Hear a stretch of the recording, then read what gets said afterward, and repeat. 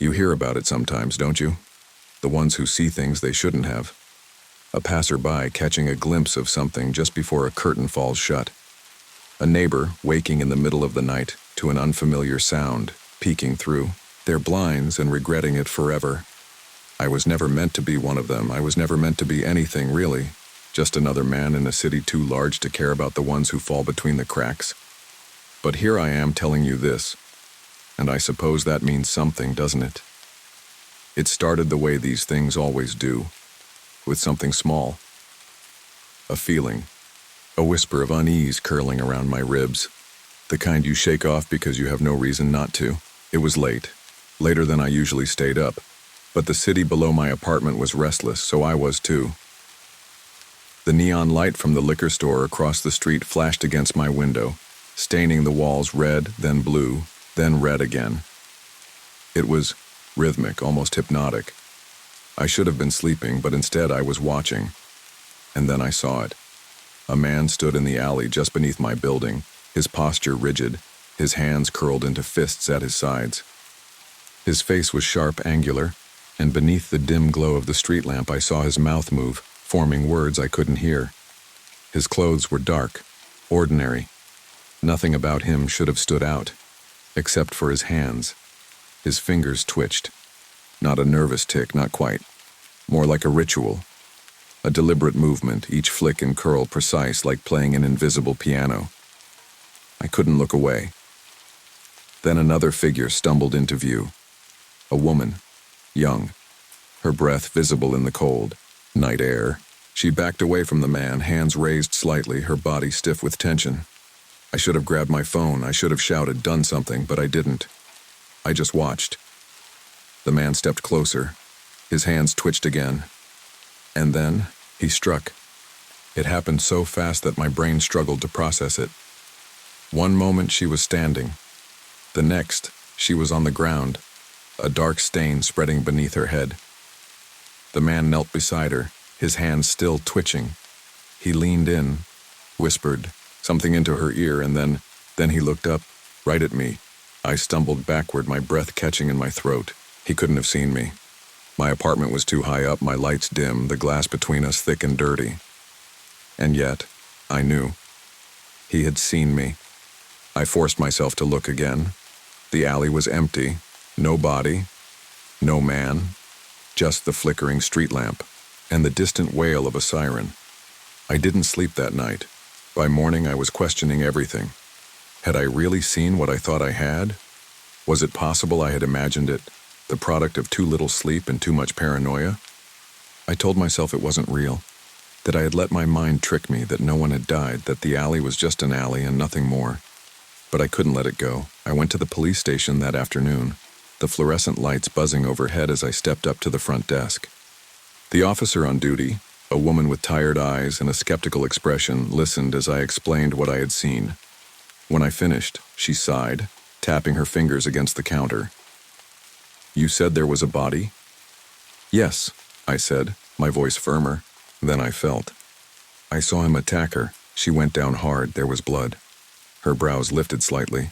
"And yet, when our officers checked the alley this morning, there was nothing there. No blood. No signs of a struggle. Nothing." I stared at her. "That's not possible. I saw it happen." She studied me, then exhaled, pushing a notepad toward me. "Describe him." I did, every detail. His angular face, his dark clothes, his stiff posture, but most importantly, his hands. The way his fingers moved, that strange twitching motion that made my skin crawl. Her expression shifted slightly, something almost like recognition flickering across her face before she quickly masked it. "And you're sure about this?" "Yes," I insisted. "I saw him." She nodded slowly, then flipped through a few papers on her desk. Finally, she pulled out a photo and placed it in front of me. "Is this him?" My stomach turned to ice. It was him. The same sharp features, the same unreadable expression. I felt my pulse pounding in my ears as I nodded. "That's him." The officer leaned forward slightly. "That's interesting," she said, her voice quiet. "Because this man was in police custody last night, from 7 p.m. until this morning." I felt my throat tighten. "That's not possible." "It is," she said simply. "We have video footage. He was never anywhere near your apartment." I shook my head, gripping the edge of the counter. "No. I saw him. I swear to you, I saw him." She sighed, scribbling something down in her notepad. "We'll look into it," she said, though her tone suggested she wouldn't. I left the station feeling like I was unraveling. The city felt different, the streets too wide, the people too distant. The world had tilted in a way I couldn't explain. That night I locked my doors. I checked the windows 3 times. I told myself it was over, and then, just past midnight, I heard it. A soft tap, not on my door, on my window, 9 stories up. I didn't move at first. That soft, deliberate tap against my window had turned my blood to ice, but I couldn't bring myself to look. My apartment was on the 9th floor. There was no balcony, no fire escape, no ledge wide enough for anything, larger than a pigeon to land on.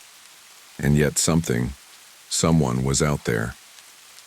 The tapping came again. I forced myself to turn my head, my breath locked in my throat. The window was fogged from the chill outside, but beyond the glass I saw nothing. No shadow, no face, no impossible figure clinging to the side of the building. Just the flickering red and blue glow from the liquor store sign below.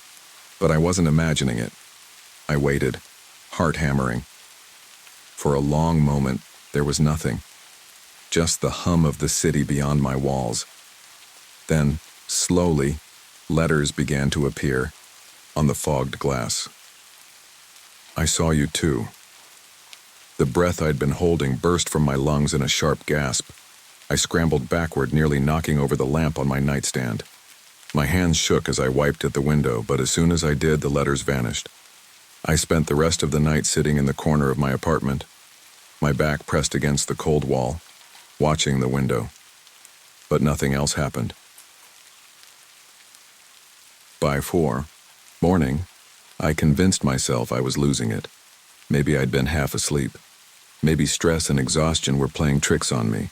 But that explanation didn't sit right. The fear I'd felt, the way my body had reacted, primal, instinctive, told me that what I'd seen was real. I needed answers. The police weren't going to help me, not when they already thought I was some unstable insomniac making up ghost stories. If I wanted the truth, I had to find it myself. So I went back to the station. It was different in the daylight. The harsh fluorescent lights, the impatient voices, the smell of burnt coffee and paperwork. It all felt too normal, too solid, as if the world I had stepped into last night had been something else entirely. I approached the front desk, and this time, it was a different officer, a man with a shaved head and a bored expression. "Hey," I said, trying to keep my voice steady. "I was here yesterday. I gave a statement about a murder I saw outside my apartment." He barely glanced up. "And?" "I need to talk to the officer I spoke with. The woman, short, dark hair. Detective." "Eames," he said, scribbling something in a folder. "She's out." "Out where?" He exhaled sharply, finally looking at me.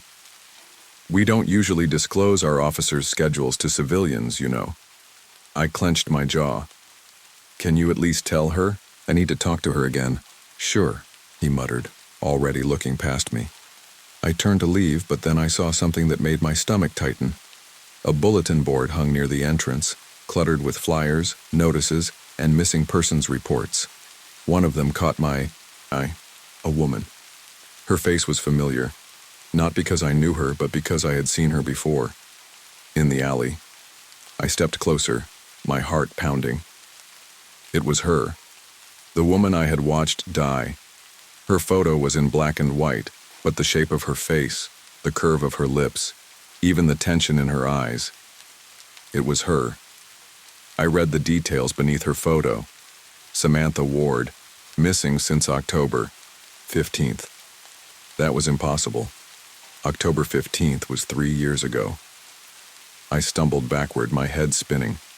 My stomach clenched with something cold and sickening. If she had been missing for 3 years, then what had I seen in that alley last night? I needed to get out of there. I pushed through the doors and into the sharp afternoon light, my mind racing. My apartment felt like a cage, but I had nowhere else to go. So I did what I always did when I needed to clear my head. I went to her place. Emily. She was the only person who ever made me feel real, like I wasn't just floating through my life without direction. She worked at a little bookstore 2 blocks from my apartment, and if I was honest, I found more reasons to go there than I probably should have. When I walked in, the bell above the door chimed softly. The scent of old paper and vanilla filled the air, wrapping around me like something safe, something warm. And then there she was. Emily stood behind the counter, her auburn hair spilling over her shoulder as she flipped through a book. She always had a way of making the smallest moments look effortless, like she belonged in a world quieter than the one we lived in. She looked up, and when she saw me, her lips parted slightly in surprise. Daniel. I tried to smile, but I knew. I looked like hell. Hey, she frowned, setting her book down. Are you okay? I wasn't, but I didn't know how to say that without sounding insane. I needed to see you. Something in her expression softened. She stepped around the counter, her fingers brushing my arm lightly. Come on, let's get some air. We walked in silence for a while, the city buzzing around us, but I felt calmer just being next to her. Finally, she spoke. Whatever's going on, you can tell me. I wanted to. God, I wanted to. But how do you explain something that doesn't make sense? That bends reality and makes you question whether you ever had a grip on it in the first place. So instead, I just said, I think I'm losing my mind. She stopped walking, turning to face me. Why would you say that? I exhaled shakily. Because I saw something I shouldn't have. Emily studied me for a long moment, then reached up, gently tucking a strand of hair behind my ear. It was such a simple, intimate thing, but it steadied me more than anything else had. You're not crazy, Daniel, she said softly. But whatever you saw, we'll figure it out. The words felt like a promise, a lifeline. I didn't know then how much I would need it, because that night when I got home, something was waiting for me. A single photograph slipped under my door. A photograph of me, standing in the alley, watching a murder that wasn't supposed to exist. I didn't touch it at first. The moment I saw the photograph lying on the floor just inside my apartment, my body locked up, every muscle tensing as if I were waiting for something else to happen, for the walls to close in, for the lights to flicker, for a voice to whisper my name. None of that happened. The apartment was silent except for the distant hum of the city outside, the occasional honk of a taxi, the murmur of late-night conversations drifting up from the street below. Normal sounds. Sounds that should have made me feel safe. But they didn't, because the photograph was still there. My fingers trembled as I bent down, slowly lifting it from the floor. The edges were slightly curled, as if someone had gripped it too tightly before slipping it under my door. The paper was thick, glossy, professional, and the image, it was me, standing in the alley outside my apartment, the same alley where I had seen her die. The angle of the photo was strange, taken from a slightly elevated position, as if the person holding the camera had been watching from a window above. My posture was tense, my face partially obscured by shadows, but it was unmistakably me. The timestamp in the bottom right corner confirmed it. 4:47 p.m. last night. I let out a breath I hadn't realized I was holding. My thoughts were racing, each one worse than the last. Who took this? Why? And how had they gotten it inside my apartment? I spun toward the door, double-checking the locks. Still bolted. The windows were shut too, the latch in place. There was no way someone had broken in without me noticing. So that left only one explanation. Someone had been inside before I got home. I felt sick. The kind of sick that starts in your stomach but spreads everywhere, tightening your throat, making the air feel thick and heavy. I backed up, sitting on the edge of my bed, gripping the photograph so hard the paper bent in my hands. My mind flashed to Emily, to the way she had looked at me earlier, worried but steady, like she believed she could keep me from unraveling. I needed that right now. I needed her. I left my apartment without looking back. The city felt different that night. The air colder.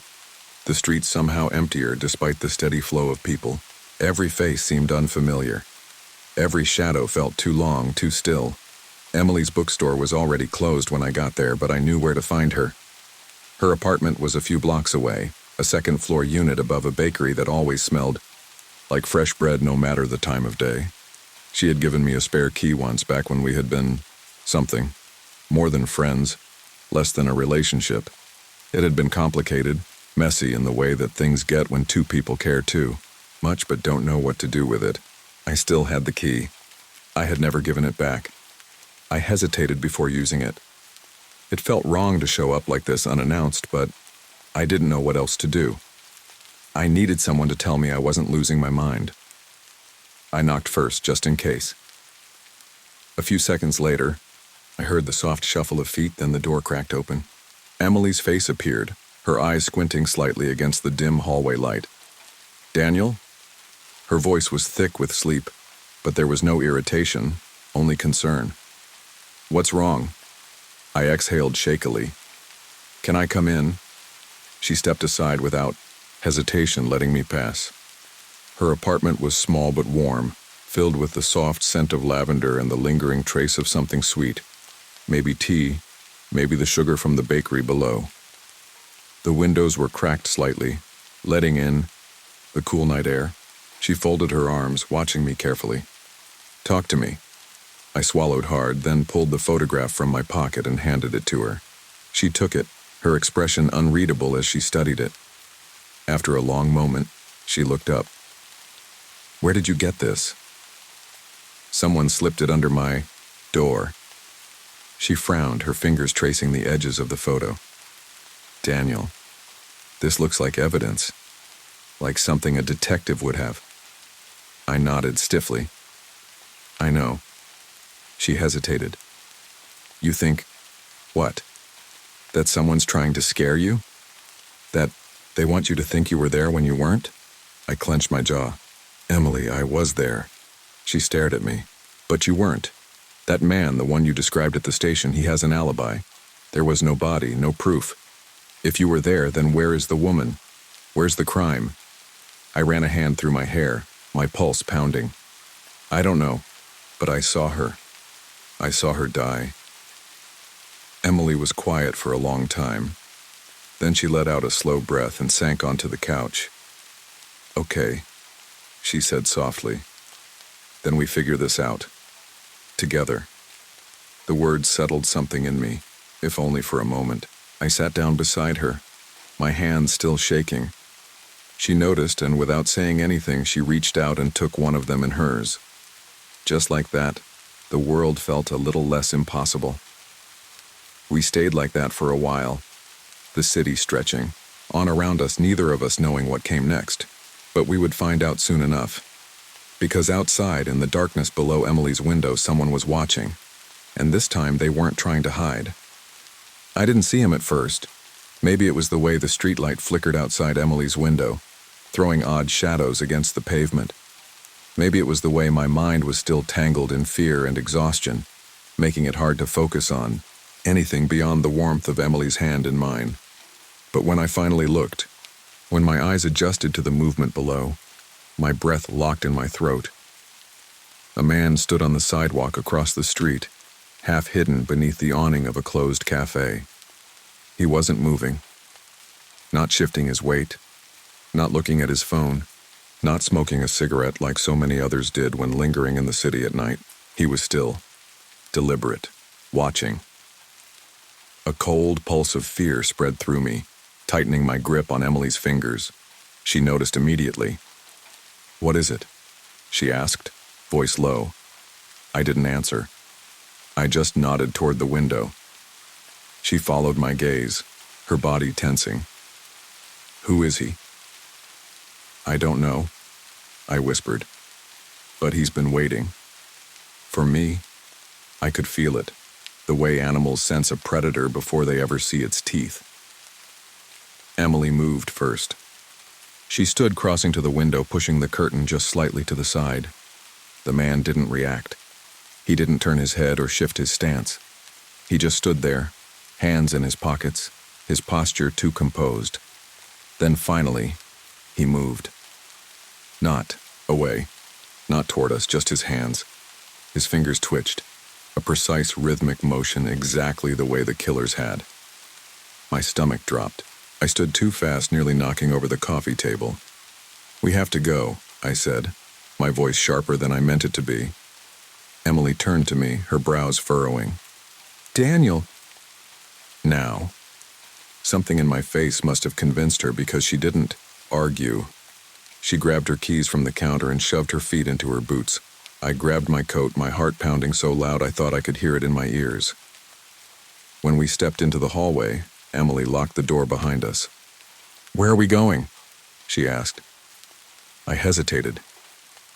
I hadn't thought that far ahead. I just knew we couldn't stay here. "My place," I said finally. Emily's eyes darkened. "You really think that's safer?" I didn't know, but it was the only place I could control. We moved quickly down the stairs, the sounds of the sleeping city pressing in around us.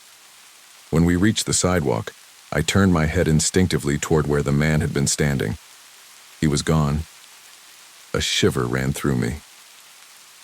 Emily saw it too. She didn't say anything, but her hand brushed against mine, grounding me in a way I desperately needed. We walked fast, almost too fast, weaving through the streets, past quiet storefronts and the occasional flickering street lamp. The air was sharp, laced with the scent of winter creeping in too early. Every time I heard footsteps behind us, I tensed, waiting, but no one followed, or if they did, they were better at hiding than I was at noticing. We reached my building, and I fumbled. With the keys, my hands still shaking, Emily watched the street behind us, her breath slightly uneven. When the door finally swung open, we stepped inside, the warmth of the lobby wrapping around us. I exhaled sharply. For a moment, it felt like we were safe. We weren't. Inside my apartment, I locked the door, bolted it, then shoved the chain into place. Emily stood in the middle of the room, arms crossed, watching me. "Okay," she said. "You want to tell me what's going on now?" I hesitated. Not because I didn't want to tell her, but because I didn't know if I had the right words. I sank onto the couch, rubbing a hand over my face. "Someone left a photograph under my door tonight." Emily's brow furrowed. "The one you showed me?" I nodded, which means someone was in my building. They knew where I lived. They wanted me to see it. She sat down next to me, close enough that her shoulder brushed against mine. "You think it was the same man from outside?" I shook my head. "I don't know. But I think I was supposed to see that murder. The one in the alley. Whether it was real or not." Emily's fingers traced absent circles on her knee, a habit she had when she was thinking. "Why you?" That was the part that scared me the most, because I didn't have an answer. I leaned forward, resting my elbows on my knees. "There's something else," I admitted. "The woman in the alley? She's in a missing persons report, but not from yesterday. She's been missing for 3 years. Emily's breath hitched. "I saw her die," I whispered. "I watched it happen. But if she's been gone for 3 years, then how was she in that alley?" Emily finished. The question sat between us. Heavy. Impossible.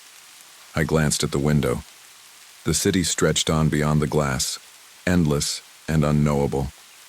Somewhere out there, someone was watching, waiting, and I had the sinking feeling that whatever this was, it wasn't over. Not even close. We didn't sleep that night.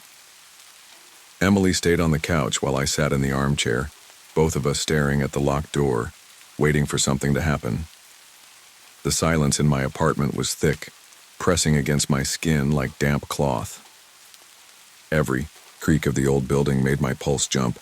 I kept thinking about the photograph, about the man in the dark, about the woman in the alley who had already been missing for 3 years. At some point, Emily must have dozed off. Her head rested against the arm of the couch, her breathing slow, steady. I wanted to let her sleep, but my nerves wouldn't. Let me close my eyes. I knew that someone was out there watching. So when the knock came, soft and deliberate against the door, I didn't move. Emily stirred, her eyes fluttering open. She sat up, glancing at me. "You heard that, too?" she whispered. I nodded. Another knock. This one louder. I stood carefully, pressing a finger to my lips. Emily stayed frozen on the couch, watching. I moved toward the door, pausing just before reaching it. My breath was slow, controlled, but my heart was pounding. I didn't open it. Instead, I leaned in, pressing my ear to the wood. Silence. Then, the sound of something sliding beneath the door. A shiver ran through me. I stepped back and looked down. A single piece of paper had been slipped through the gap between the door and the floor. Emily stood creeping toward me, her bare feet silent against the wooden floor. "What is it?" she asked, her voice barely audible. I bent down and picked it up. The paper was thick, slightly rough beneath my fingertips. It was a photograph. Another one. I turned it over and felt my stomach drop. It was Emily. The image was black and white, slightly grainy, but it was her. Standing in the bookstore, completely unaware, flipping through the pages of a book. There was no timestamp on this one, just 4 words scrawled in uneven handwriting across the back. "She's next." I felt my pulse in my throat. I turned to Emily, my voice rough. "We need to go. Now." She looked at the photograph, and I saw the moment she processed it, the way her body stiffened, the way her breath caught. But she didn't panic, she just nodded. We grabbed our things quickly. I stuffed the photo in my pocket, threw on my coat, and checked the peephole. Nothing. The hallway was empty. We slipped out of the apartment, moving fast down the stairwell instead of waiting for the elevator. The night air was cold when we stepped outside, but I barely felt it. We needed help. The police station was only a few blocks away. The station was half empty when we got there. A few officers sat at their desks sipping bad coffee, filling out reports. The woman at the front desk, Detective Eames, the one I had spoken to before, wasn't there. But the officer from yesterday, the one who had barely glanced at me, was. He looked up, recognizing me immediately. His expression darkened. "You again?" I didn't care if he believed me. I slapped the photograph onto the desk in front of him. "Someone is following us," he sighed, rubbing his temples. "Look, kid, don't call me kid." My voice was sharper than I intended, but I didn't care. Someone slipped this under my door tonight. Someone took this picture of her. They said she's next. His bored expression faltered. He looked at Emily, then back at the photo. Something changed in his face. His jaw tightened. He stood abruptly, grabbing the photo, flipping it over, staring at the writing on the back. His hands clenched slightly. "Where exactly did you find this?" His voice was quieter now, more serious. "My apartment," I said. Someone knocked on the door. When I didn't open it, they slid this underneath.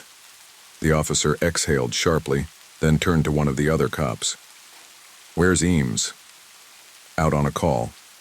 He nodded, then looked back at me. "Stay here." And just like that, he walked off, disappearing. Into the back offices, I turned to Emily. "What was that?" She shook her head, eyes wide. "I don't know, but he definitely recognized something." We waited. Minutes passed. The air in the station felt wrong, too quiet, too heavy. Then, just as the clock on the wall hit 3:12 a.m., a voice crackled over the police radio on the desk in front of us. A voice that made my blood run cold. "Dispatch, we've got a 1050 Ford outside 1402 Grand Avenue. Female, mid-20s, possible homicide." Emily sucked in a sharp breath. 2 Grand Avenue. That was her apartment. The officer from before rushed back into the room, his face pale. He grabbed his radio. "Unit 12, confirm ID on the victim." A A pause. Then, Detective Eames. For a moment, everything stopped. The room felt smaller, the air thicker. I looked at Emily. Her lips parted slightly in shock. I could tell we were both thinking the same thing. Detective Eames had been the one investigating my case, the one who had recognized the description of the man I saw in the alley. And now, she was dead. The officer's face was unreadable, but I could see the shift in his eyes, the realization that whatever had been happening, whatever had started with that alley, with that missing woman, was far from over. He looked at me, then at Emily, then at the photograph. His voice was quiet when he finally spoke. "I don't think you're making this up anymore." They took our statements again, asked us every question imaginable, but no one had answers. Detective Eames had been found in the alley behind Emily's apartment, the same alley where I had seen the murder. No weapon, no witnesses, just another missing person suddenly turning up dead years later. And the worst part? The cut on her throat was identical to the one I had seen on the woman in the alley. The woman from 3 years ago. The one who had already been missing. The one who was never supposed to be there. Emily and I left the station just after sunrise. The city looked the same, but it felt different. The streets were quieter, the air heavier. The killer was still out there, watching, waiting. And I had the sinking feeling that I had seen him before, that I knew him. I just didn't remember. Not yet.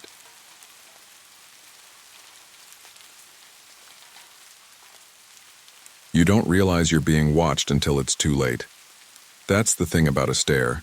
It can slither across a crowded room, settle onto your skin like an itch you can't quite scratch, and still, you won't notice until the moment you finally do. And when you do, it's already been there too long. That's how it started for me. The first time I saw him, he was seated in the back of the courtroom, barely noticeable among the bodies packed into the wooden benches. His head was tilted downward, hands clasped together on his lap, and for the longest time I thought he was just another face in the sea of people who had come to watch the trial unfold. But then his gaze lifted, locking onto mine with an unsettling stillness, and for reasons I couldn't explain, a chill scraped down my spine. I should have ignored him. I should have turned back to the judge, focused on the case at hand, but there was something about the way he looked at me, so steady, so familiar, that made it impossible to look away. His face was unremarkable, the kind you'd pass on the street and forget in an instant. But his eyes, there was something in his eyes. Regret, resentment, recognition. The word lingered in my mind long after I pulled my attention away, dismissing it as the paranoia that sometimes comes with standing in a courtroom, with being the man everyone watches, the man who decides who walks free and who does not. But the feeling stayed, gnawed at the edges of my thoughts as I continued speaking. Your Honor, my client is not the monster they paint him to be. The prosecution would have you believe that a single mistake defines a man, but is that justice? Is that truth? I was good at what I did. Too good, some would say. It didn't matter who sat at my table. The guilty, the innocent, the ones who blurred the line between the two. I could shape a story, twist a narrative, make the jury see what I wanted them to see. I had built a career on winning, on knowing, the law inside and out, on using it like a weapon to carve paths of freedom for men and women who would otherwise rot in a cell. But in that moment, as I spoke, I felt it again. That stare. I didn't look this time. I couldn't. The air felt heavy around me, pressing against my skin, suffocating. I told myself it was just another spectator, someone who had wandered in off the street out of curiosity. That happened all the time in high-profile cases. People loved a show, loved the thrill of seeing a life hang in the balance. It wasn't until later that I learned his name. Elliot Grayson, a quiet man, soft-spoken, polite to a fault, accused of murdering his wife in a way so violent, so unspeakably brutal, that even the most hardened detectives had trouble speaking about the details. They said there was no doubt about his guilt. The evidence was overwhelming, the crime scene damning. And yet when I met him, face to face, sitting across from him in the dimly lit confines of a holding cell, I found myself hesitating, because I had seen those eyes before, not in the courtroom, not in passing, somewhere deeper, somewhere buried, somewhere I didn't want to remember. I met Elliot Grayson for the first time in the suffocating quiet of a holding cell. The room was small, just 4 concrete walls and a metal table that had seen its fair share of desperation. The air smelled of stale sweat and something metallic, like old pennies. It clung to the back of my throat, made my stomach turn just enough to remind me where I was. Elliot sat across from me, his hands folded neatly on the table, wrists still marked from the cuffs they'd taken off minutes before. He didn't fidget. He didn't shift uncomfortably in his seat like most men do when they find themselves in a place like this. He just watched me with those same steady eyes, the ones that had locked onto me in the courtroom. And for the first time in my career, I had the unsettling feeling that I was the one on trial. "You requested me by name," I said, my voice even, controlled. I was good at that, keeping the emotion out, keeping the power in my hands. Elliot didn't answer right away. Instead, he tilted his head slightly, as if considering the weight of his own silence before breaking it. "You win cases," he said finally. "You win impossible cases." There was something careful about the way he spoke, as though every word had been turned over in his mind before being released. His voice was softer than I expected, measured. The kind of voice that didn't belong to a man who had done what they said he had done. I had read the case file before I walked in. Madeline Grayson, 34 years old, found in the bedroom of their home, or what was left of it after Elliot had finished with her. The scene had been described in grotesque detail, blood soaked into the carpet, walls splattered, the sheets beneath her body so saturated that they had to be cut from the mattress just to be collected as evidence. Her injuries were excessive, not just murder, but overkill. The kind of rage you don't fake, the kind you don't walk away from unchanged. But the man sitting in front of me didn't look like a man consumed by rage. "Tell me what happened," I said, keeping my voice neutral. He smiled. Not a full smile, not even close, just the slightest upward twitch of his lips. If I hadn't been watching so closely, I would have missed it. "I think you already know," he said. A flicker of something cold passed through me, a tightening in my gut, a whisper of instinct warning me that something was off. "I don't defend guilty men." I lied. Elliot's expression didn't change. He just kept watching me, calm, patient, his fingers tapping idly against the table in a slow, deliberate rhythm. 1, 2, 1, 2, like a heartbeat. "Then you must be very good at pretending," he said. The air between us shifted, thickened. My jaw tightened, but I didn't let it show. I had been in this room too many times before, had sat across from too many men who thought they could rattle me. But Elliot wasn't like them. He wasn't trying to intimidate me. He was trying to make me remember, and God help me, I did. Not his face, not his voice, but something else. Something buried deep in the recesses of my past cases, tangled in the faces of men I had once defended, men who had walked free because of me. "You don't know me," I said carefully. Elliot leaned forward, just slightly, the dim overhead light casting deep shadows across his face. "I know you," he said. "I know what you've done." The room suddenly felt smaller. I forced myself to hold his gaze, forced myself not to react. I didn't let cases get personal. I didn't let them get under my skin, but there was something about Elliot Grayson, something I couldn't quite put my finger on, that felt different. "Then you also know that I don't take cases unless I think I can win them," I said evenly. His fingers stopped tapping. The silence stretched between us, thick and heavy. Then he nodded. "You'll take this one," he said, as if it had already been decided. I let out a slow breath, forcing a small practiced smile. "Why's that?" Elliot's smile widened just enough to show a sliver of teeth. Because if you don't, he said, I'll tell them what I know. A slow, creeping cold unfurled in my chest. I leaned forward, mirroring his posture, my voice dropping to something lower, something quieter. And what exactly do you think you know? Elliot studied me for a long moment before answering, his voice soft, almost gentle. The truth, he said, and, for the first time in my life, I realized I wasn't sure I wanted to hear it. I left the holding cell feeling something I hadn't felt in a long time. Uneasy. I had spent years sitting across from men like Elliot Grayson, killers, liars, manipulators who swore up and down they were innocent even when the blood was still, drying under their nails. I knew how to read them, how to see through their performances, how to tear apart the prosecution's case piece by piece, until there was nothing left but reasonable doubt. But Elliot, he wasn't like the others.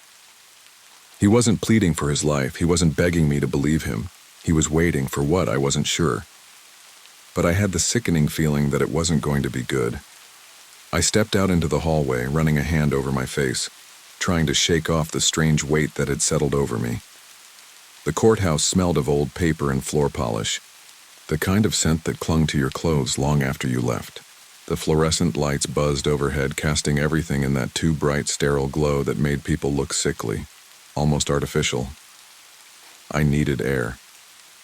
Pushing through the heavy double doors, I stepped outside into the cool evening air. The sky was shifting to deep blue, the last traces of sunlight bleeding out over the horizon. People moved along the courthouse steps, reporters clustered in small groups, their voices a low hum of speculation. This case was already a monster in the media, an attractive, well-respected woman, murdered in her own home by the man who was supposed to love her. And now I was standing between him and a life sentence. I pulled out my phone, scrolling absently through my messages. I wasn't sure what I was looking for. Maybe an anchor, something to ground me after that strange conversation. But then I saw it. A name I hadn't thought about in years. Daniel Porter. It was buried in an old email thread, a case from 5 years ago, a case I had won.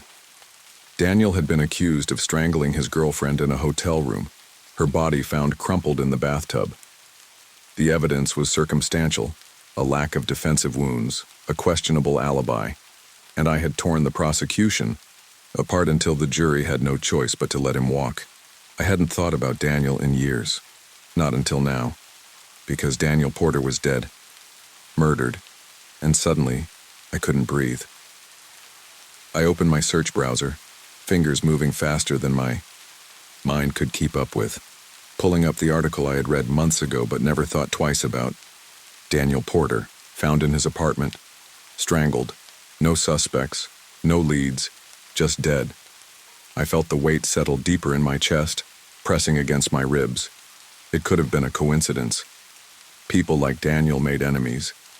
It wasn't impossible that someone had come back for revenge. But as I stood there staring at that name, another one surfaced, another case, another client I had defended, set free, watched walk out of the courtroom without a scratch, and another man who had turned up dead. My stomach twisted. Elliot Grayson had said he knew what I had done. He had said it with certainty, like a man who had seen something with his own eyes, like a man who had been there. I closed my eyes, taking a slow, measured breath. The air tasted sharp, cold. I told myself I was overthinking. I told myself there was no way Elliot was connected to this, that he was just playing a mind game, trying to rattle me like every other client who sat across from me and thought they could break me down. But then I remembered the way he looked at me, not like a man begging for help, like a man waiting for me to understand. I turned, scanning the crowd at the bottom of the courthouse steps, reporters, spectators, a handful of cops talking in low voices near the curb. And then I saw him, standing at the far end of the street just beyond the reach of the streetlights, watching me, not Elliot, but someone else. The shape of a man, still as a statue, half hidden in the dark. A cold sweat prickled at the back of my neck. Then, as if he had been waiting for me to notice, the man turned and disappeared into the night. And I realized I wasn't just defending a murderer, I was part of something much bigger. I barely slept that night. I had tried. God, I had tried, but every time I closed my eyes, I saw them. The faces of men I had defended, men I had saved from a lifetime behind bars. Some guilty, some maybe not, but all of them walking free because of me, and now some of them were dead. I lay in bed staring at the ceiling, the glow of the streetlights outside casting long, jagged shadows across the walls. My body was exhausted, my mind racing, my heart hammering in my chest like it knew something I didn't. Elliot Grayson wasn't just another client. He had been waiting for me. He had chosen me, and that terrified me in a way I didn't want to admit. By the time the sun bled through my blinds, I had already given up on sleep. I rolled out of bed, moving on autopilot. Shower, coffee, suit, tie. The motions of a man who was in control, who wasn't unraveling, but my hands shook as I buttoned my cuffs. I sat in my car outside the courthouse for a long time before going inside, gripping the steering wheel like it was the only thing keeping me grounded. I had gone over everything, in my head 100 times since leaving the holding cell. The cases, the bodies, the way Elliot had looked at me, like a man who knew. But there was something missing, a connection I wasn't seeing. I pulled in a slow breath and forced myself to move. The courthouse was already buzzing by the time I stepped through the heavy doors.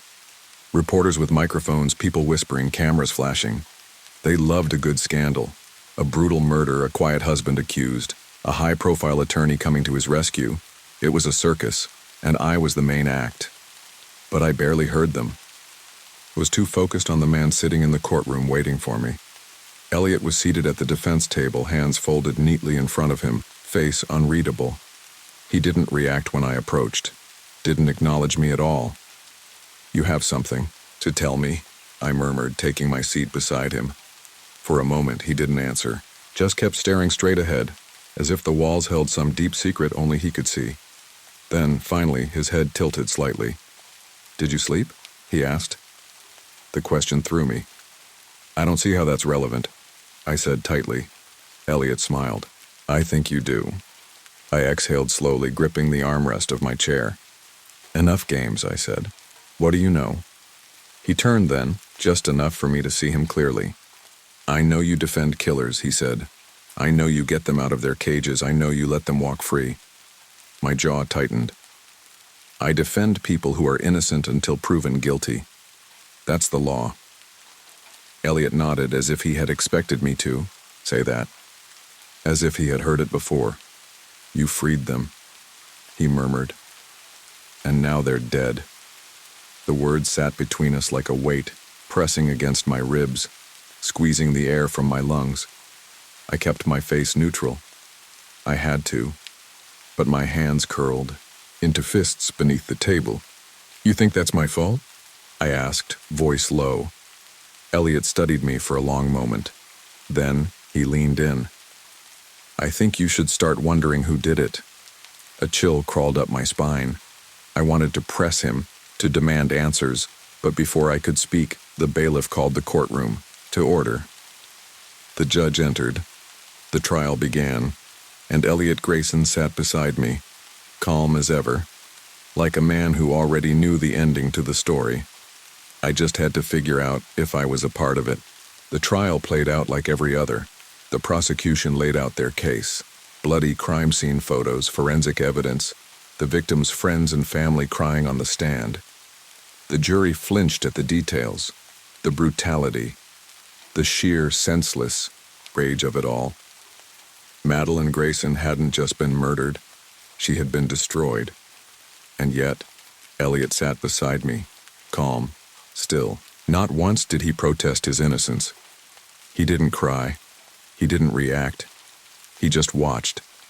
Watched the witnesses, the jury, the judge. Watched me. And the longer the trial went on, the more I felt the weight of that gaze pressing down on me. Because I wasn't just defending Elliot Grayson, I was playing a game I didn't understand, and I was losing. 3 days into the trial, I woke to a knock at my door. It was late, too late for visitors. The city outside was quiet. the kind of deep silence that only settles in the early hours of the morning. I sat up, heart pounding, the weight of exhaustion pressing against my skull. The knock came again, slow, deliberate. I moved to the door, hesitating only for a second before looking through the peephole. Nothing. The hallway was empty. I exhaled, rubbing my face, telling myself it was just my nerves getting the best of me. Too much stress, too little sleep. But when I turned back to my apartment, my stomach dropped. An envelope sat on the floor. Someone had slid it under the door. I stared at it, a sharp pulse of dread sinking into my bones. Slowly I bent down, picking it up with careful fingers. The paper was smooth, thick, expensive, no markings, no return address, just my name, handwritten in neat, precise letters. I swallowed hard, then opened it. Inside were 5 photographs. The first was Daniel Porter, the man I had defended years ago, the one found strangled in his apartment. The second was another old client, then another, and another. All men I had defended, all men I had set free, all men who had been murdered. And the last photo was of me. I felt the blood drain from my face. My own image stared back at me, taken from a distance, outside the courthouse. I was walking down the steps, my phone in hand, oblivious. I flipped the photo over. There was a message written on the back. He only kills the guilty. I sat down hard, the world tilting under me. My pulse roared in my ears, my breath coming too fast. This wasn't just a coincidence, this wasn't paranoia.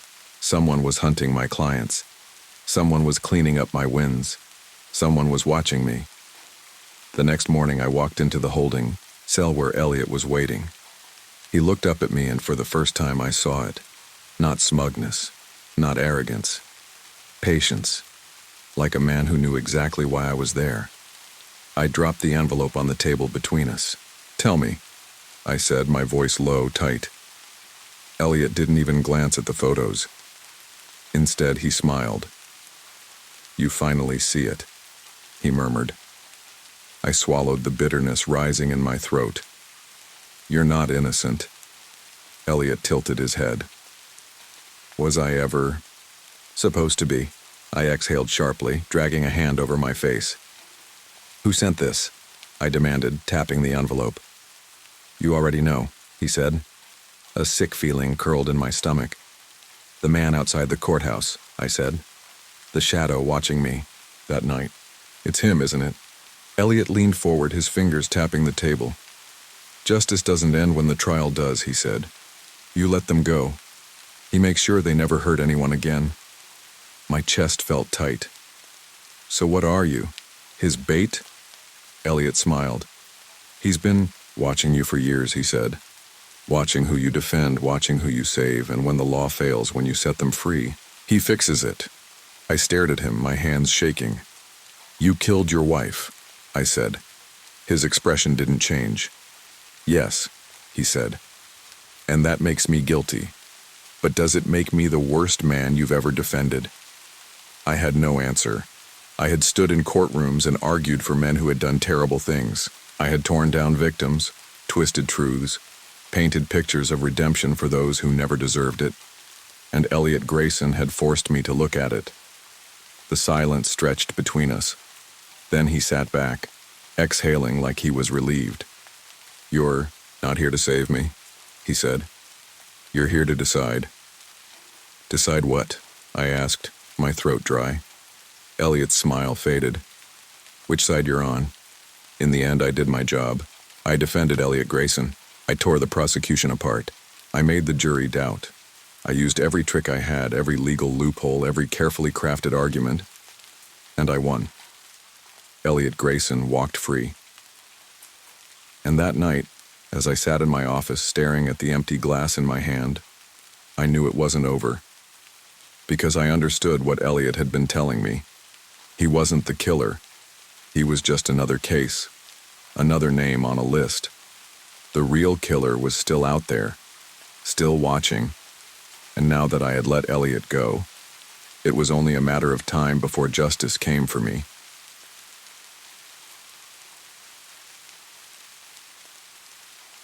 You never really understand fear until you wake up in a place that shouldn't exist. I came to slowly, the kind of waking where your body feels heavy, like it doesn't quite belong to you. My head throbbed, a slow pulsing ache behind my eyes, and the air smelled strange, clean, almost sterile, but underneath it something else, something metallic, something wrong. I opened my eyes. At first I thought I was alone. The room was large, too large, the walls lined with mirrors that stretched from the floor to the ceiling, reflecting my own confusion back at me. The floor was smooth concrete, cold against my bare hands as I pushed myself upright. My suit was wrinkled, my tie slightly loosened as if I had been wearing it for too long. But the worst part, the part that made my stomach twist, was the door, or rather the lack of one. I turned, scanning the mirrored walls, searching for a seam, a crack, any indication that an exit existed. But there was nothing, just endless reflections, stretching in every direction, multiplying me over and over again until I felt like I was drowning in my own image. Then, a groan. Not mine. I froze, my breath caught in my throat, as a shape shifted in the corner of my vision. I turned sharply, my pulse hammering, and saw them. 6 people, 6 of my former students, scattered across the floor, unconscious or just beginning to stir, their bodies twisted in unnatural angles like discarded dolls. Their breathing was slow, uneven. My mind struggled to process the sight, to make sense of it, because these weren't just any students. These were the ones who had been closest to me, the ones who had participated in the experiment. A sharp crackle filled the air, followed by a voice. Flat, mechanical, unfamiliar. Only one of you gets to leave. Choose. I stared at the mirrored walls, my own reflection staring back at me 100 times over. The voice had come from nowhere. No speakers, no intercom, just a voice disembodied and cold. I swallowed hard, my throat dry. "What is this?" I demanded, my own voice sounding smaller than I intended. No response. A soft groan came from my right, as one of the students, Malaika, pushed herself up onto her elbows, blinking in confusion. She was one of my brightest, sharp as a blade, always questioning, always pushing. She looked around, her expression shifting from confusion to fear, as she took in the room. "Professor Ndlovu," she murmured, her voice thick with sleep. "Where are we?" I didn't have an answer. The others began to wake. First Sifo, rubbing his temples, his usual arrogance replaced with wary suspicion. Then Amina, her breath quick and shallow, pulling her knees to her chest like she was trying to make herself smaller. David, Tembeka, and Yusuf followed, each one dragging themselves into consciousness, their faces reflecting the same horror I felt. We were trapped, and someone wanted us to choose. The realization settled over us like a heavy fog. No one spoke.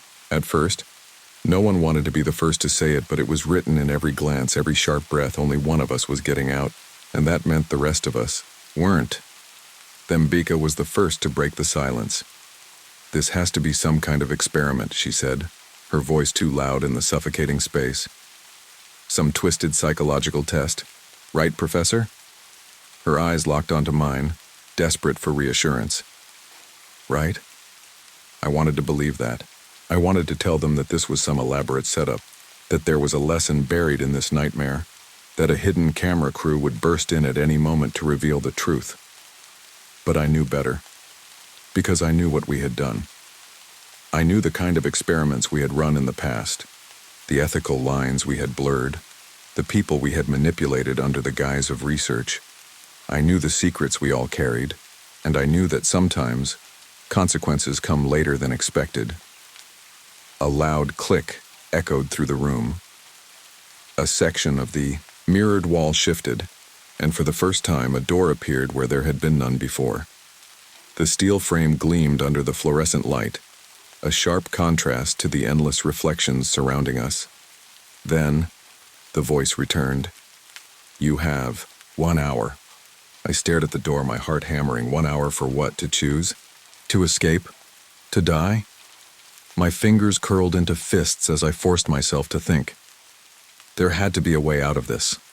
A way to break the game, to force the unseen hand controlling us to reveal itself. But even as I tried to convince myself, another voice whispered in the back of my mind, "This isn't a game, this is punishment. And the worst part? I deserved it." Time has a way of moving differently when fear takes over. It stretches, bends, slows to an unbearable crawl, every second feeling like a lifetime. The 6 of us sat there in that mirrored room, surrounded by endless versions of ourselves, trying to pretend that this wasn't real. But the longer the silence stretched, the harder it became to ignore the weight of the words that had been spoken. Only one of you gets to leave. Choose. We were being watched. We all knew it, though none of us wanted to say it out loud. I could feel it in the air, in the way the mirrored walls seemed to press closer with every breath. There was no camera, no obvious speaker, but the presence was there, silent, waiting. And then came the smell. It was faint at first, just a whisper of something foul beneath the cold sterility of the room.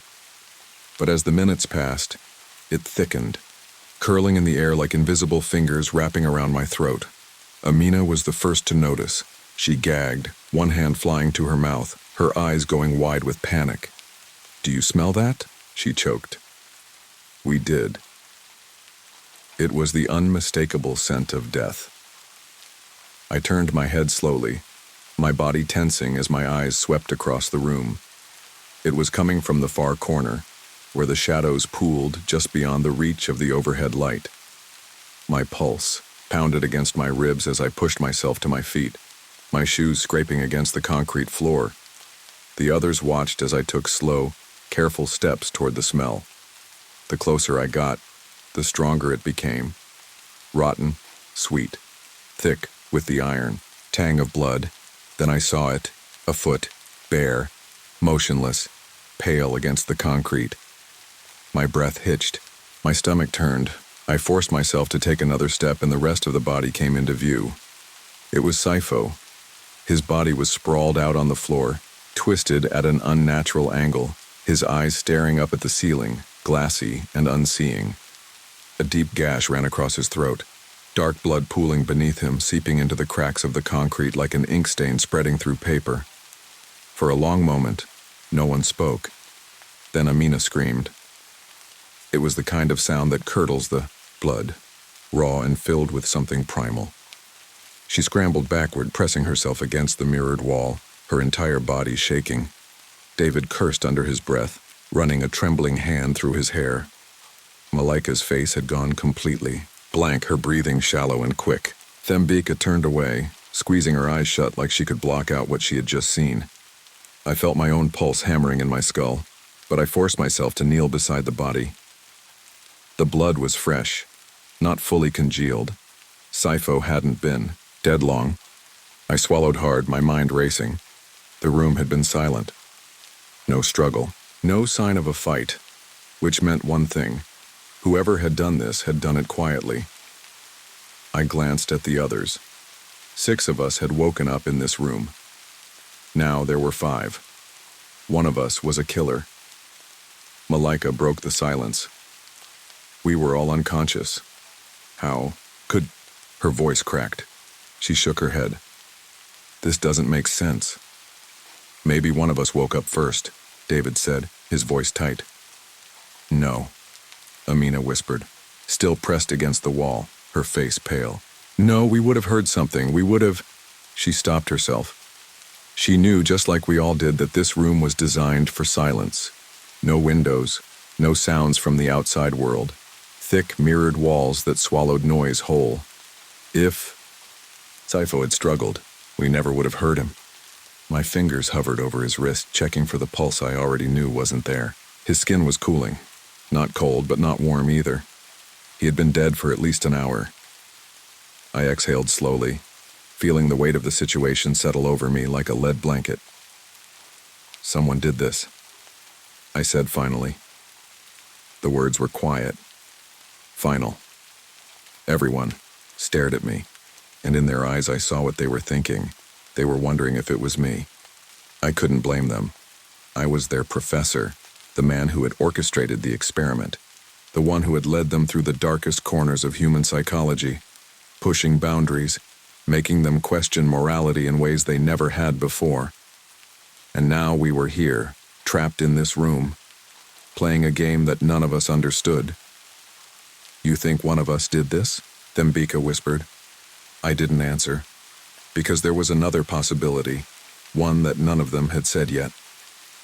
What if there was someone else in the room? Watching, waiting, moving in the darkness when we weren't looking. A shiver crawled down my spine, but I shoved the thought away. There was no evidence of another presence, no hidden doors, no sound of footsteps, which meant it had to be one of us. I stood up slowly, my gaze sweeping across the mirrored walls. Somewhere behind one of them, someone was watching. I forced myself to speak. "We need to think. Whoever put us here wants us to turn on each other. That's the point of this. We can't give them what they want." Malaika's voice was barely a whisper, but they said only one of us gets to leave. The words sent a fresh wave of tension through the room, because she was right. The game had rules, and if we didn't follow them, Sifa wasn't going to be the last body on the floor. The silence after Malaika's words was suffocating. Only one of us gets to leave. It hung in the air like a death sentence, pressing against our skin, sinking into our bones. No one wanted to say it out loud, but we all understood what it meant. If we were trapped here, if we couldn't find a way out, then eventually we would have to make a choice about who lived and who didn't. I forced myself to step back from Sifo's body, careful not to let my shoes touch the growing pool of blood. The mirrored walls reflected him over and over again, multiplying the horror, making it impossible to look anywhere without seeing him. David was pacing now, his fingers twitching, his breath coming too fast. "We need to get out of here. This isn't a game. This is a setup." Thembeka shook her head. "No, this is a game. A psychological experiment just like the ones we did before. Just like the ones he..." She stopped herself, her eyes locking onto me. I felt my stomach tighten.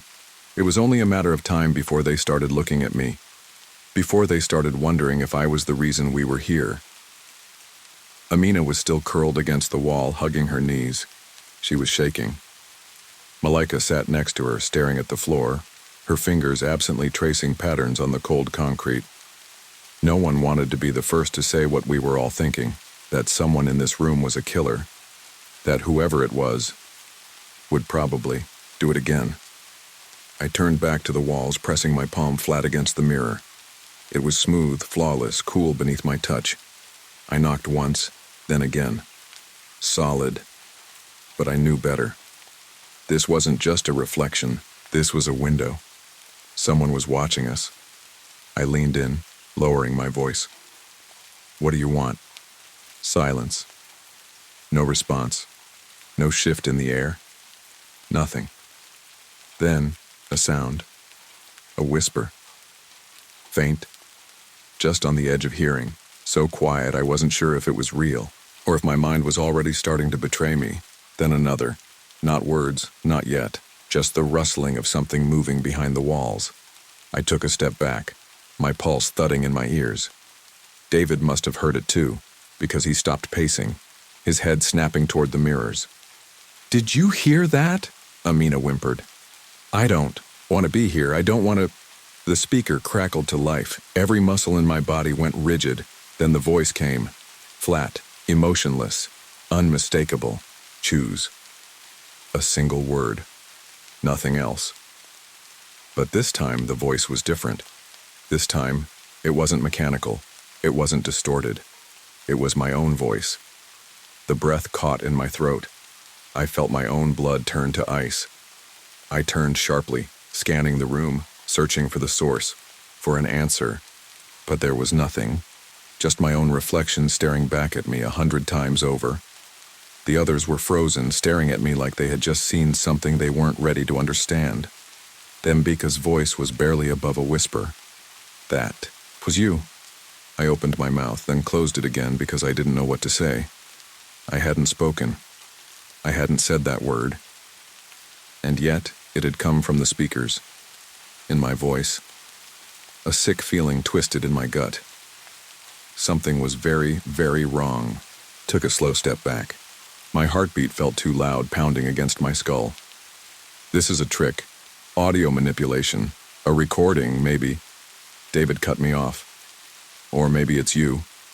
The room went deathly silent. My hands clenched into fists. You think I did this? Well, we all woke up here. You don't seem as surprised as the rest of us. Maybe you... Stop it, Malaika snapped. Her voice was sharp, cutting through the rising panic. This is exactly what they want. They want us to turn on each other. Amina was crying now, her shoulders shaking. Please, please don't do this. David took a step toward me. If you know, something, say it. I held my ground. I know as much as you do. But if we start accusing each other without proof, we're doing exactly what the voice wants. David's jaw clenched, but he didn't argue. The tension in the room was thick enough to choke on. Then the speaker crackled again. This time, there were no words. Just a sound. The sound of a door unlocking. Every head snapped toward the steel door at the far end of the room. Amina gasped. Thembeka let out a sharp breath, then the voice came again. Still my voice. One step closer to the truth. The door creaked open an inch, a sliver of darkness on the other side. An invitation, or a trap. No one moved. No one breathed. I swallowed hard. My throat was dry. I should have been relieved. A door. A way out. A chance. But I wasn't. Because I had a feeling I already knew what was waiting on the other side. And the worst part? Somewhere, deep down, I knew it wasn't the first time I had been here. No one moved at first. The door stood slightly open, a sliver of darkness leaking through, but it didn't feel like an escape. It felt like a mouth, half open, waiting to swallow us whole. The room around us had already stripped away logic. There were no windows, no seams in the walls, no sense of time or reality. The air was stale, artificial, the kind you find in places that aren't meant to be lived in. The mirrors reflected us back at ourselves, but now, with Sifo's lifeless body, in the mix they felt less like reflections and more like accusations. David was the first to break the silence. It's a trick, he said, voice low. There's no way out of this. The second we stepped through that door, we're walking into something worse. Thembeka shook her head. Worse than what? Sitting here with a dead body while we wait to see who dies next? Amina flinched at the word dies. She was still curled in the corner, her eyes red, her fingers digging into the fabric of her sleeves. We can't stay here, she whispered. We can't. Malaika exhaled sharply and stood up. Then we go together. I should have said something, should have warned them. But my throat had closed up, because I knew this door shouldn't exist. I didn't know how, but I knew. Still, I walked forward, forcing my legs to move, ignoring the way my own pulse was hammering behind my ribs. My fingers brushed the edge of the metal door, cold and smooth. I pushed it open wider, just enough for us to see inside. A hallway, dark, narrow, lined with more mirrors. Only this time, the reflections weren't moving. I sucked in a sharp breath, my skin prickling. It was subtle, almost imperceptible, but as I stared at my own reflection, I realized that it wasn't copying me. It was just standing there, unmoving, eyes locked on mine. A perfect replica, except for the fact that it wasn't me anymore. My hands clenched. Thembeka stepped beside me, looking in. What the hell is this? I didn't answer. I couldn't, because now I could see the others in the mirrors too, all of them standing in that hallway, but not moving the way we were. The real David turned his head slightly, but the David in the seal mirror stayed perfectly still. Malaika took a breath, but her reflection didn't inhale with her. Amina shifted her weight, but the Amina in the mirror was frozen in place. David took a step back. This isn't right. Then the whisper came. Soft, just beneath the surface of hearing. He's lying. I turned sharply, looking around. Who said that? No one answered. Malika stiffened beside me. I heard it too. He doesn't belong here. The voice slithered through the air, quiet and slow, like it was curling itself around our minds. David's eyes darted between us. What are you talking about? No one said anything. A sharp crackle filled the air. The speaker, the voice that had spoken before. My voice. Step inside, it said, calm, steady. And you'll understand. My stomach twisted. Amina was shaking her head furiously. No, I'm not going in there. David turned to me. Professor, we are not doing this. And that's when I felt it. A pulse. Not sound, not light. Just a shift in the air, like the space around us had exhaled. The mirrors in the hallway seemed to darken, the reflections becoming less defined, their edges smudging like something was trying to break through. Then, a sharp breath. Not from anyone in the room. From the other side of the mirrors. Amina let out a choked sob, and that was enough to shatter whatever courage we had left. David turned and bolted back toward the center of the room. Malaika grabbed Amina's arm and yanked her away from the doorway. Thembika was already moving, her eyes wide with something that looked like terror. I stood frozen, because as they backed away, the figures in the mirrors didn't. They stayed where they were, still, waiting, watching. I clenched my jaw and forced myself to move, stepping away from the open door. The second I did, it slammed shut. The metallic sound rang through the room, final and absolute. We all jumped. Amina let out a sharp gasp. Then the voice, still my voice, still impossibly calm. You failed the first test. Thembeka turned toward the mirrored walls, her voice raw. What test? What the hell do you want from us? No answer, just silence. David swore under his breath. We shouldn't have opened it. I swallowed hard. No, I said. We shouldn't have. And for the first time, I allowed myself to admit it. This wasn't just a game. This was something else. Something I had been a part of before. Something I had locked away. And now, it was coming back. The room felt different after the door slammed shut. The air was thicker, charged as if the walls themselves were holding their breath. No one spoke. No one moved. We just stood there, caught between fear and the awful realization that we had missed something, a test. That's what the voice had called it. But a test of what? I didn't want to admit it, not to them, not even to myself. But deep down, I already knew. This was about me. Not just because the voice was mine, not just because my reflection had stayed still while the others had moved.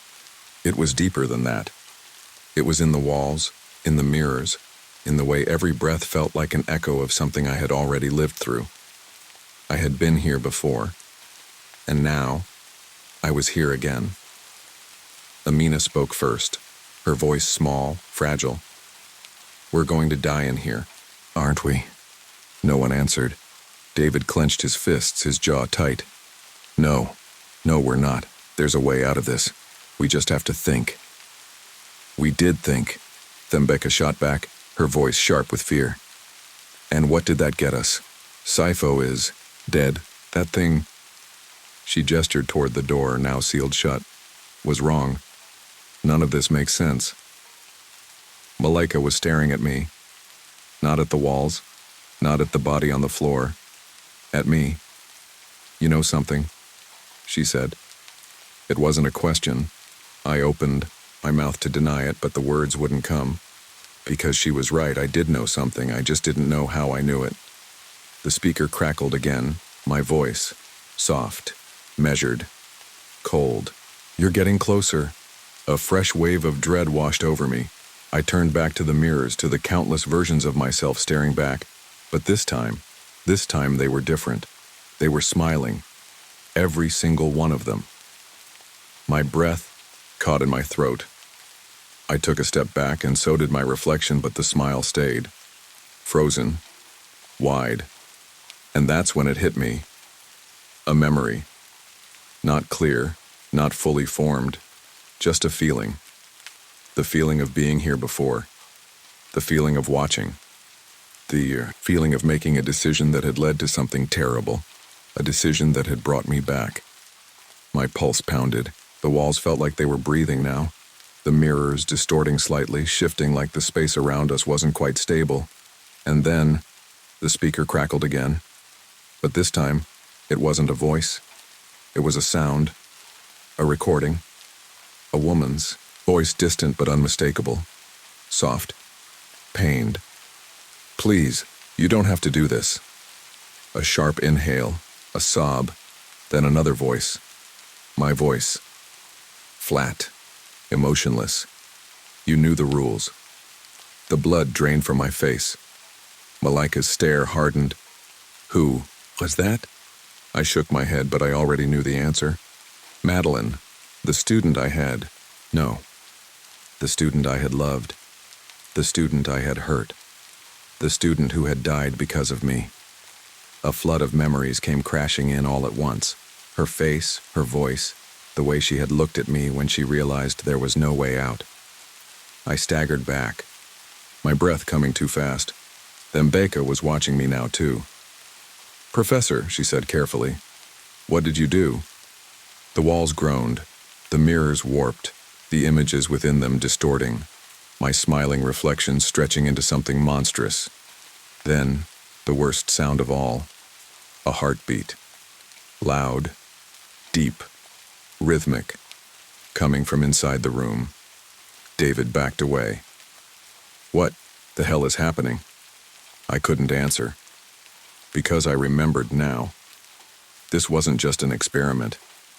It was a punishment. Madeline.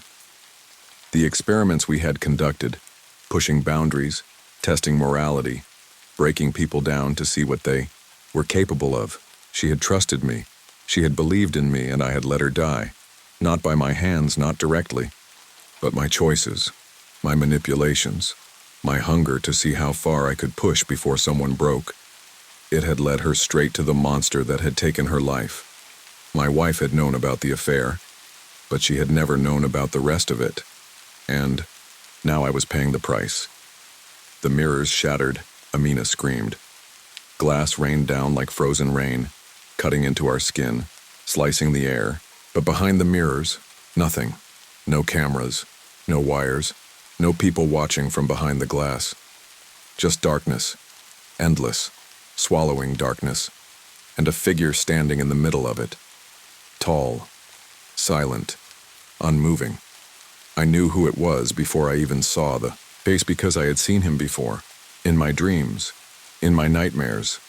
In every moment I had tried to forget but never could. He had been there the night Madeline died. He had always been there. And now, he was here for me. I turned to run. Too late. The fail. Darkness rushed forward. The world tilted. A hand closed around my wrist, pulling me under, dragging me into the black. The last thing I heard was my own voice whispering back at me. "Only one of you gets to leave." The police found the room 3 days later. 6 people, locked inside, 5 of them, dead.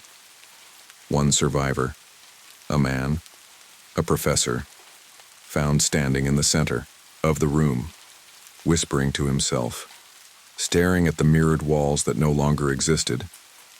They asked him what had happened. He only smiled, and in his reflection, his other self smiled back.